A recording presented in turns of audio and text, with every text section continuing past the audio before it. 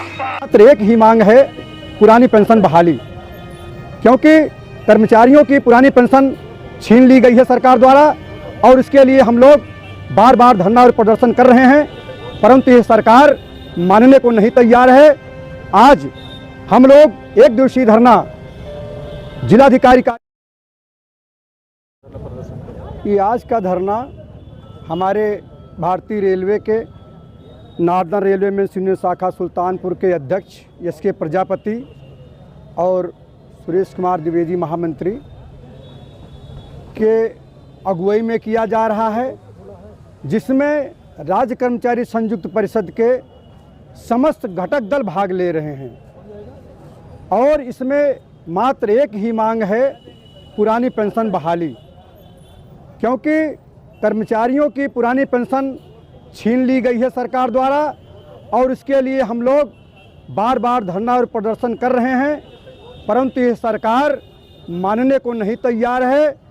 आज हम लोग एक दिवसीय धरना जिलाधिकारी कार्यालय के सामने तिकोनिया पार्क में रख रहे हैं और मैं आपके माध्यम से बताना चाहता हूं कि यह सरकार अपने लिए अपना विकास कर रही है, अपनी पेंशन ले रही है पुरानी, लेकिन हम कर्मचारियों के लिए पेंशन बंद कर दिया है, जो बहुत ही घातक है कर्मचारियों के लिए। मैं आपसे ये भी कहना चाहता हूं कि हमारा विरोध सिर्फ इस बात का है कि अगर 2004 में पुरानी पेंशन बंद कर दी गई तो कर्मचारियों की पेंशन बंद कर दी गई, परंतु नेताओं मंत्रियों की पेंशन बंद नहीं की गई।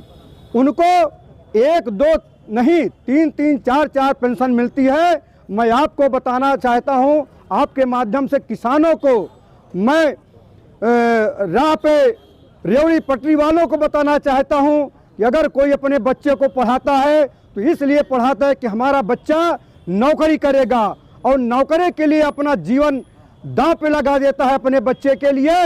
लेकिन इस सरकार ने क्या किया कि इन्होंने पेंशन बंद कर दिया, सारी व्यवस्थाएं बंद करते चले जा रहे हैं, लेकिन अपनी व्यवस्था बढ़ाते चले जा रहे हैं। दुख इस बात का हमको है। आगे के स्टैंड का आगे का स्टैंड हमारा ये है कि अगर हमारी मांग नहीं मानी गई तो हम कुछ ऐसा करेंगे कि जो हमारी बात करेगा, हमारे पुरानी पेंशन देने की बात करेगा, हम उसका समर्थन करेंगे, उसकी सरकार बनाएंगे और जो हमारा विरोध कर रहा है उसको सत्ता से बाहर कर देंगे। 2024 के पहले ही आगाज है, ये 2023 में हमने आगाज कर दिया है और सरकार को चेतावनी दे दिया है कि अगर आपको संभालना है तो आपके पास समय है। 5 स्टेट ने पुरानी पेंशन लागू कर दी है कर्मचारियों की, और मैं चाहता हूं कि ये 6ठा प्रदेश हो उत्तर प्रदेश जो कर्मचारियों की पुरानी पेंशन को लागू करे, अन्यथा हमने कमर कस ली है, हम सारे लोगों ने कमर कस ली है कि सरकार को उखाड़ फेंक देंगे।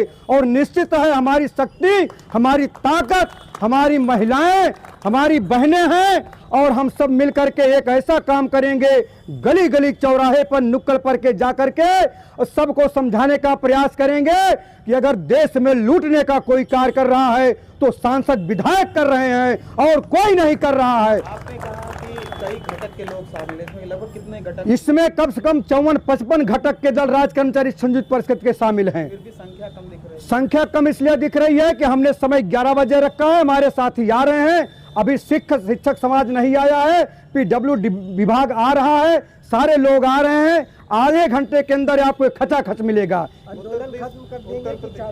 आंदोलन जब तक हमारी पुरानी पेंशन बहाल नहीं होती है, हम 2024 तक करो या मरो की स्थिति बनाए रखेंगे और निश्चित है कि सरकार को मजबूर कर देंगे कि हमारी पुरानी पेंशन बहाल करे। उत्तर प्रदेश में ओपीएस को लेकर के चुनाव भी लड़े गए, इसके बाद भी जो है भाजपा जीत गई, जबकि भाजपा ने ऐसा मुद्दा नहीं रखा था। भाजपा जीत गई, इसका एकमात्र कारण है कि इसके अंदर बेईमानी है।